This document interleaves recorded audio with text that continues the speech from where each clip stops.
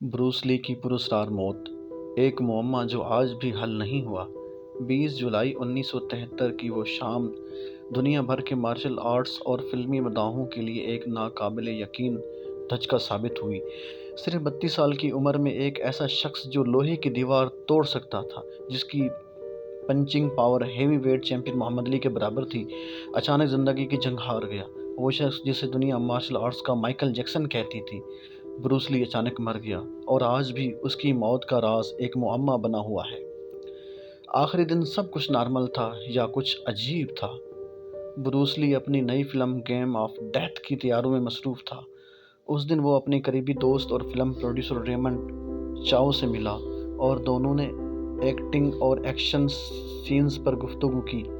सब कुछ बिल्कुल मामूल के मुताबिक लग रहा था।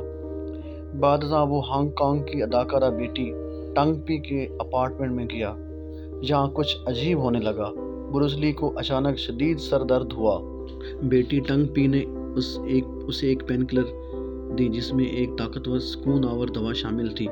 वो बिस्तर पर लेट गया और सोने लगा, लेकिन कभी न उठा। जागो ब्रूस, लेकिन वो कभी न जागा। कई घंटे गुजर गए, लेकिन ब्रूस ली की नींद टूटी नहीं। बेटी टिंगपी ने उसे जगाने की कोशिश की, लेकिन वो बेहिस व हरकत था। घबराहट में उसने फौरी तौर पर डॉक्टर को बुलाया। डॉक्टर ने आकर उसका मुआयना किया और तशवीश के आलम में फ़ौरन अस्पताल ले जाने का कहा, लेकिन अस्पताल पहुंचने से पहले ही दुनिया का सबसे बड़ा फाइटर जिंदगी की जंग हार चुका था। जब खबर आम हुई तो मीडिया में कोहराम मच गया। वो शख्स जो पूरी दुनिया में नाकाबिले शिकस्त समझा जाता था, वो कैसे मर सकता था?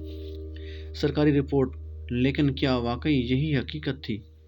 पोस्टमार्टम रिपोर्ट में कहा गया कि ब्रूस ली की मौत दिमाग में गैर मामूली सूजन की वजह से हुई, जो मुमकिन तौर पर एक्वागेसिक नामी दवा के रद्द अमल की वजह से थी।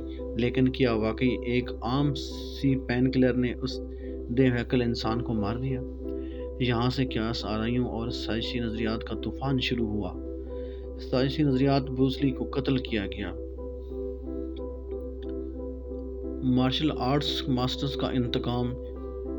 चीनी martial arts community Bruce Lee से नाखुश थी, क्योंकि वह मगरबी दुनिया को कदीम चीनी जंगी फ़नून सिखा रहा था। कहा जाता है कि चाइनीज़ सीक्रेट सोसाइटी ने ब्रूस ली पर पोशीदा ज़रब डिम मार्क का इस्तेमाल किया।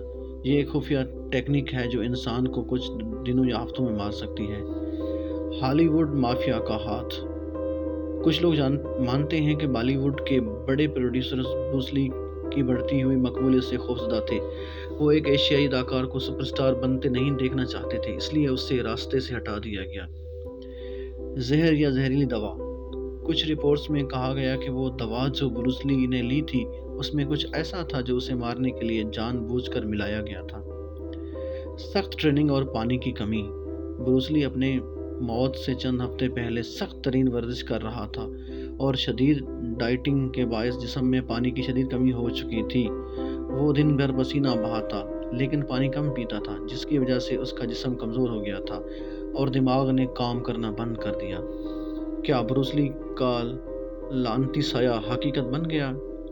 ये भी कहा जाता है कि ब्रूस ली खुद कहता था कि मैं 32 साल की उम्र में मर जाऊंगा, और बिल्कुल यही हुआ। दिलचस्प बात यह है कि ब्रूस ली की मौत के बाद उसके बेटे ब्रेंडन ली की मौत भी पुरस्कार हालत में हुई। 1993 में फिल्म द क्रो की शूटिंग के दौरान एक प्रोप गन में असली गोली लगी हुई थी और ब्रेंडन ली को शूटिंग के दौरान गोली लग गई।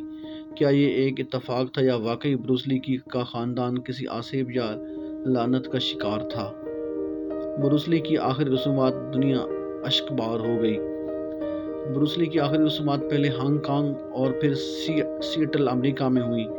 हॉलीवुड के बड़े अदाकार, मार्शल आर्ट्स मास्टर्स और हज़ारों मदाहों ने उसे आखिरी विदा कहा।